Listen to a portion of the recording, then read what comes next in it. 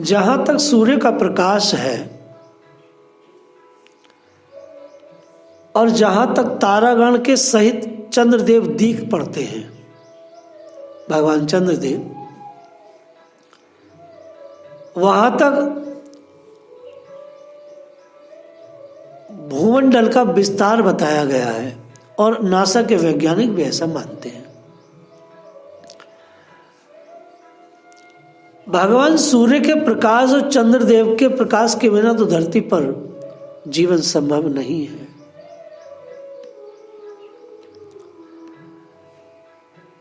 भगवान की पत्नी का नाम लक्ष्मी है, जो सभी का पोषण करती है।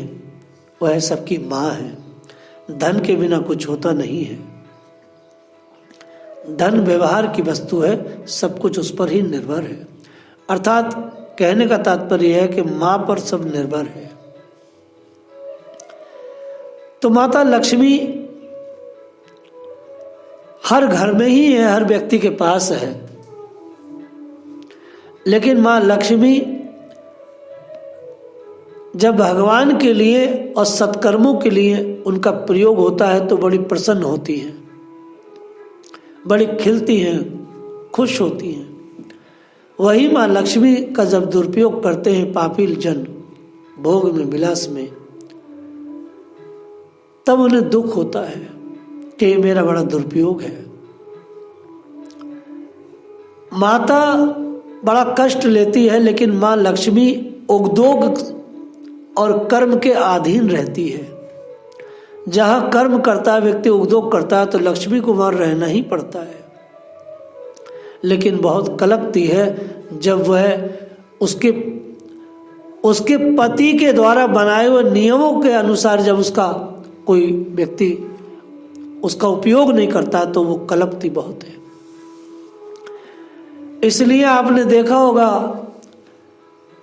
कि जहाँ जहाँ लक्ष्मी का दुरुपयोग हुआ है, लक्ष्मी वहाँ से हटी है, उसके हाथ में नहीं रही है। माँ की शोभा सत्पुरुषों के हाथ में ही है। इसलिए अगर लक्ष्मी प्राप्त हुई है, धन प्राप्त हुआ है, तो उसको नारायण की और सृष्टि की सेवा में लगाना चाहिए, अपने कर्तव्यों का पालन करते हुए। तो वो लगातार सदैव आपके वंश में स्थित रहेगी। नहीं तो एक दो वंश में ही वो निकल जाती है, हाथ में नहीं रहती। भगवान ने एक बार, लक्ष्मी ने भगवान से पूछा, प्रभु मैं इस व्यभिचारी धनवान के यहाँ रहना नहीं चाहती, ये मेरा बड़ा दुरुपयोग करता है। तो कई बार आपने देखा होगा व्यभिचारी व्यक्तियों के यहाँ बहुत धन है, तो लोग कहते देखो इनके यहाँ तो बड़ा धन बरस रहा है, तो पापी है। तो भगवान से बड़ा ज्ञानी तो कोई नहीं। भगवान ने कहा नहीं, तुम्हें भी यहाँ रहना पड़ेगा 10, 20, 50, 60 साल। इसका तीसरी पीढ़ी में इसके यहाँ कोई उदार व्यक्ति, उदार एक बच्चा पैदा होने वाला है जो तुम्हें मुक्त करेगा। लक्ष्मी कैद है व्यभिचारियों में। वो अपनी मुक्ति कहाँ अनुभव करती है? जब उस वंश में कोई उदार बच्चा पैदा होता है, उदार कोई पुरुष पैदा होता है, तो उदार व्यक्ति क्या करता है? उस लक्ष्मी को, वह जो वो लक्ष्मी बंद थी, जो बंदी गृह में बंद थी, जिसका दुरुपयोग हो रहा था, अब वो खुल गई है। कैसे खुली है? वह मनुष्य जो साहूकार का बच्चा है, तीर्थ याटन करता है, बड़े बड़े सत्कर्म करता है, बड़े बड़े परोपकार करता है। इसे कहते हैं लक्ष्मी का सदुपयोग। और लक्ष्मी को छोड़ देना, खुला छोड़ देना, जहाँ वो खूब फलती फूलती हैं और अच्छे से सांस लेती है। हर व्यक्ति लक्ष्मी को बंद करके रखता है, वो घुटती है, लेकिन लक्ष्मी कहाँ फलती फूलती है, कहाँ वो स्वस्थ रहती है? जहाँ धर्म कार्य होते हैं, जहाँ धर्म का अर्थ यही नहीं कोई पंडिताई कोई साहब मंदिर बनाए। धर्म का यह भी अर्थ है कि एजुकेशन में लगता है, राष्ट्र देव में लगता है, पर्यावरण में लगता है, राष्ट्र की सुरक्षा में लगता है। बड़े बड़े साहूकारों ने अभी हमारे देश के पीएम को धन दिया है कि आप इससे रक्षा सौदों की चीजें खरीद के लाइए, तो इनमें लगता है। यह लक्ष्मी का सदुपयोग है। धर्म में जब लक्ष्मी का खर्चा होता है तो वहाँ लक्ष्मी फलती फूलती है, खुश होती है, क्योंकि भगवान चाहते हैं कि धर्म में मेरी पत्नी का सदुपयोग हो, ना कि भोग विलास में। ये है लक्ष्मी का।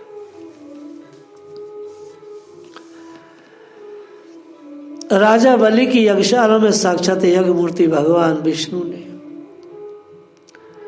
त्रिलोकी को नापने के लिए अपने पैर फैलाए तो बाएं पैर के अंगूठे से ब्रह्मांड का कटहा जो छेद हुआ, वहीं से हरिपदी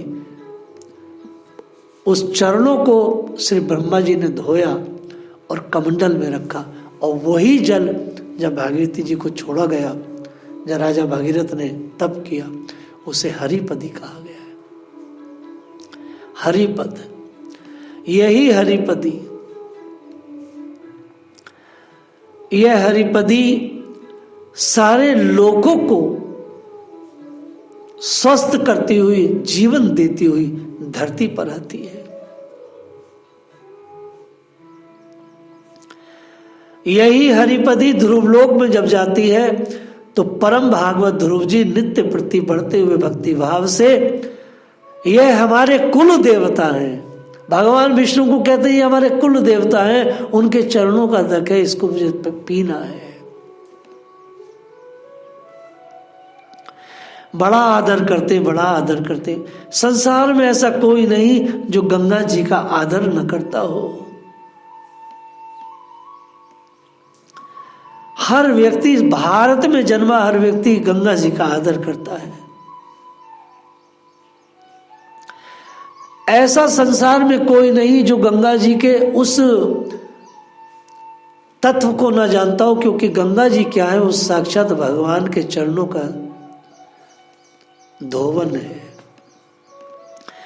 सप्त ऋषिगण उनके प्रभाव को जानते हैं। यही तपस्या की अत्यधिक सिद्धि है।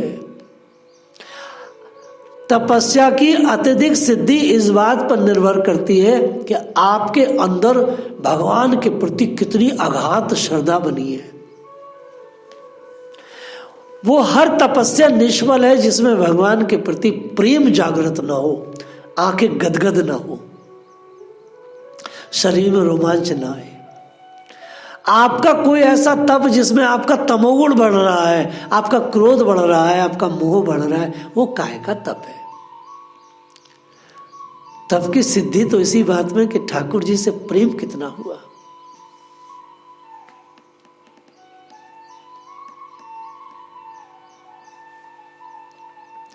श्री गंगा जी को देख करके बड़े बड़े प्रेमियों के आंसू निकल पड़ते हैं, क्योंकि गंगा जी को तो जो लोग तत्व से जानते हैं कि साक्षात जो अविरल धारा बह रही है, ये धारा तो भगवान के चरण रज को लेके बह रही है। भक्तों को मैंने रोते देखा श्री गंगा जी पर।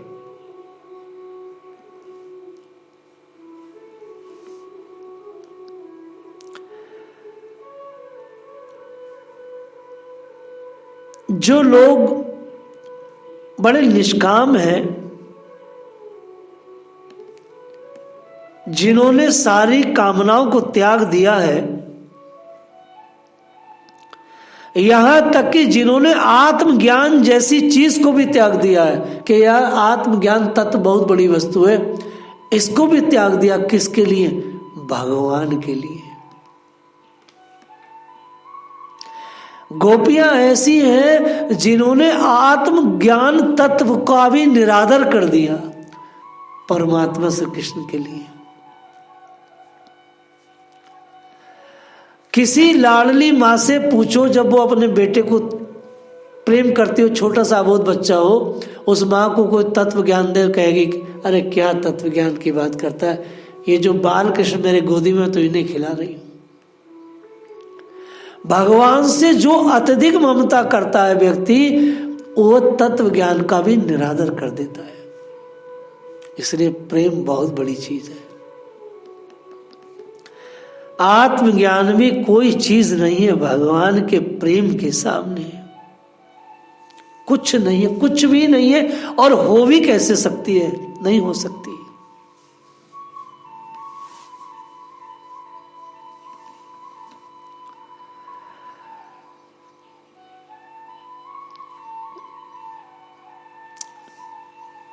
भगवान शिव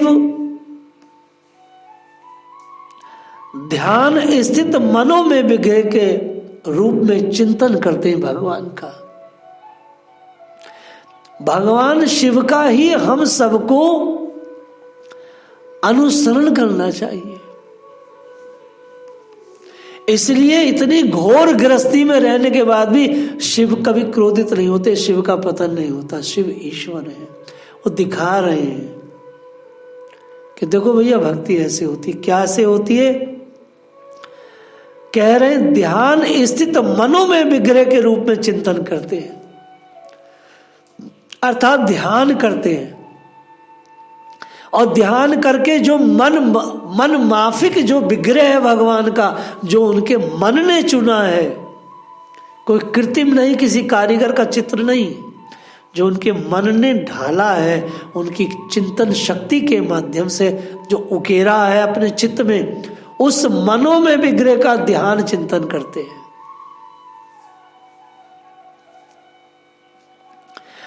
और श्री लक्ष्मी जी भी भगवान के मनों में विग्रह का ही ध्यान चिंतन करती है। मनों में विग्रह ही सबसे सुंदर है। इसका मैं बहुत बड़ा आपको एक छोटा सा बताता हूं, है तो सिद्धांत बड़ा। जब भीष्मदेव कौरव पांडव युद्ध में रात्रि के समय ध्यान कर रहे थे, तो मनों में विग्रह का ध्यान कर रहे हैं। पार्थ सारथी भगवान का ध्यान नहीं कर रहे हैं। पार्थ सारथी माने कृष्ण नीचे बैठे हैं, पार्थ ऊपर खड़े हैं, रथ चल रहा है। ऐसे भगवान का ध्यान नहीं कर रहे हैं। मनों में विग्रह का मनुष्य जब ध्यान करता है तो भगवान जैसे है वैसे उसके हृदय में स्थापित होते हैं। अर्थात उस समय तो भगवान उस दिन भीष्म देव को देख रहे हैं, मनों में विग्रह की व्याख्या कर रहे हैं कि भगवान के एक हाथ में दीपक है, एक हाथ में लठिया है, और बराबर में एक स्त्री पूरा लवादा ओढ़े मोह भी ढको है चल रही है, और भगवान भी पूरे काले लवादे से ढके हैं, इस तरह से चल रहे हैं। भगवान आज लकुटिया, एक हाथ में डंडा है, एक हाथ में दीपक है, साथ में एक मोह ढकी नार चल रही है। आज भीष्म देव को मनों में विग्रह के चिंतन में भगवान के यह स्वरूप दिख रहा है। और जब देखा सामने कि श्री कृष्ण उसी स्वरूप में है, और द्रौपदी जो है, जो दिख रही थी वो स्त्री भगवान के साथ, वो इसी स्वरूप में है। मनों में विग्रह का ये लाभ है। भगवान साक्षात उस क्रिया में दिखेंगे जो उस समय ज्योमिति कलाप का, उनसे जब विराट से आप मिलोगे तो भगवान जो लीला में होंगे वो लीला आपको दृष्टिगोचर होगी। अगर आप मूर्ति चित्रपट में डूबे रहेंगे, यदि आपको चित्रपट और मूर्तियों में आप डूबे हैं, तो आप मनों में बिगड़े उस आनंद से वंचित रह जाएंगे जो वो आनंद है जो हमारे आचार्यों के पास था।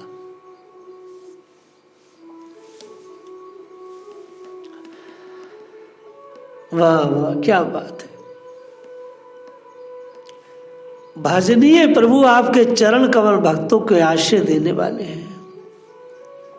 अगर कोई भजनीय कोई व्यक्ति है तो वो केवल भगवान ही है, क्योंकि भगवान के श्री चरण कमल जो है वो ही संसार को आश्रय देते हो, तारते भी हैं। और सारे ऐश्वर्य भगवान के श्री चरणों से ही प्राप्त होते हैं।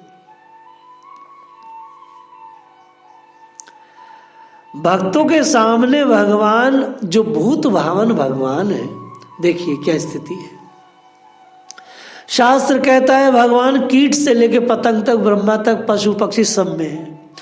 ऐसे भूत भगवान जो सब में है, कण कण में विद्यमान है, भगवान भक्तों के प्रेम के कारण वह भूत सर्वभूत भगवान साक्षात विग्रह के रूप में आ जाते हैं,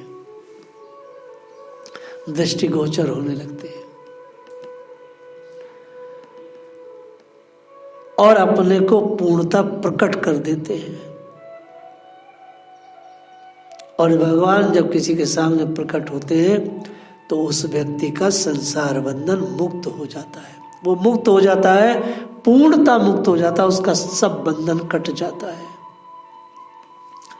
ऐसे भगवान का भजन सब लोग करते हैं, हमें भी करना चाहिए।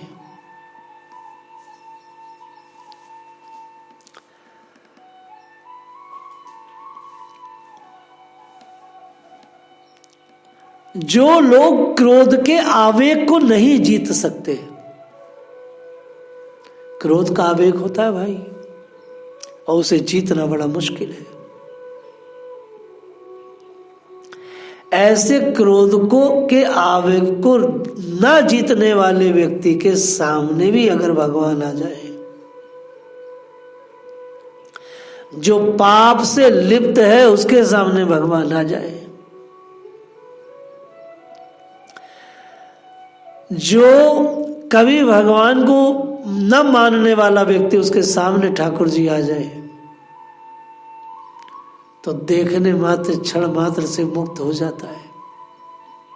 कैसे? जानता भी नहीं कि भगवान है और उनसे द्रोह कर रहा है। कौरवों की सेना में बड़े बड़े प्रतापी थे और वो साक्षात भगवान का दर्शन करते थे, यह जान के मान के नहीं कि यह ईश्वर है, वह तो ये जानते कि अर्जुन के मामा के लड़के हैं। उनको देखते देखते आप ये देखिए, उनको देखते देखते ना जानने के बाद भी भगवान उनको अपना धाम दिए, तो और भगवान की दृष्टि लगातार उन पर पड़ती थी।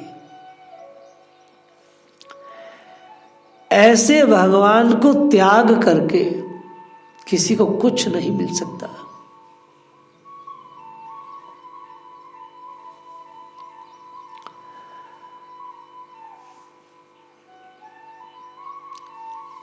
भगवान के चरणों की स्थिति क्या है? दसम स्कंद में वर्णन आता है कि जैसी ही भगवान के चरणों को नाग पत्नियों ने देखा, तो आचार्य सुखदेव कहते हैं कि उनकी इंद्रियां एकदम चंचल हो गई।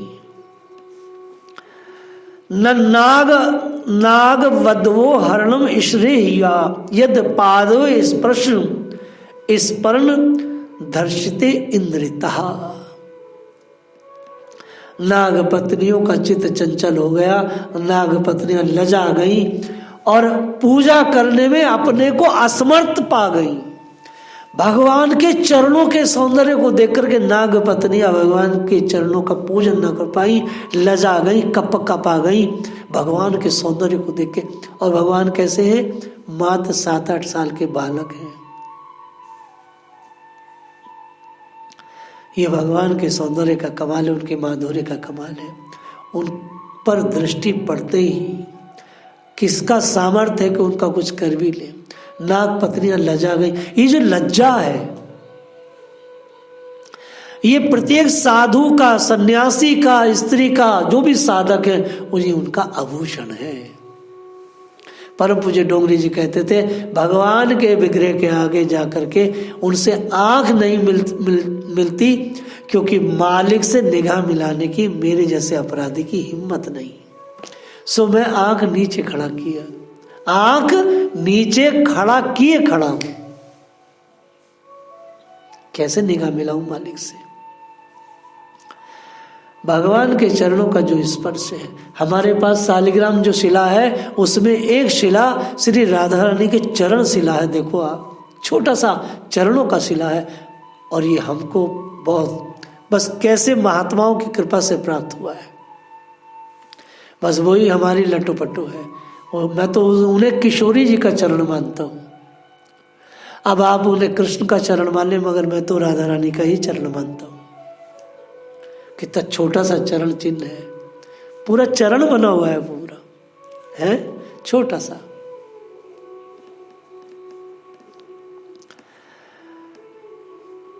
भगवान के चरणों को श्री लक्ष्मी जी सेठ साहूकारों के यहाँ बंदी रहती है, भगवान के चरणों का चिंतन करती है, कहती है देव इन सेठ साहूकारों को कुछ तो मति दे दो ताकि मैं देशाटन कर सकूं, आपके धामों में आ सकूं, मेरा ये प्रयोग आपके चरणों की सेवा में कर सके।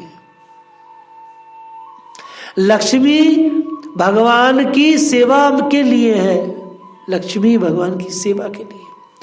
जब लक्ष्मी भगवान के मंदिरों में लगती है, लक्ष्मी भगवान के बनाए हुए नियमों में लगती है, लक्ष्मी बड़ी हर्षित होती है। और ये जब ही हो सकता है जब हम भगवान के चरणों को अच्छे से पकड़े और मनों में विग्रह की सेवा का और मनों में विग्रह के ध्यान का अभ्यास बनाए। मूर्तियों का नहीं, मनों में विग्रह, मनों में विग्रह जो मन। इसलिए मैं सालिग्राम को इसलिए सोचता हूँ, सालिग्राम भगवान को देख करके जैसे चाहो वैसा आप आकृति अपने मन में बना ले। इसलिए हमको तो दो ही पत्थर, नर्मदा से निकला हुआ शिव पत्थर जो साक्षात शिव है, और गंडकी से निकली जो शिलाएं हैं वो साक्षात विष्णु है। इन दोनों शिलाओं में हमारी बड़ी रुचि है। बाबा कहते थे ये खुद प्रकृति ने बनाई हैं, ये किसी मनुष्य ने नहीं बनाई है। इन्हें जैसे चाहो यथारूप रखो और सेवन करो। और ये श्रृंगार भी नहीं मानते, बस इनको तो चंदन और क्या और तुलसी दे दो।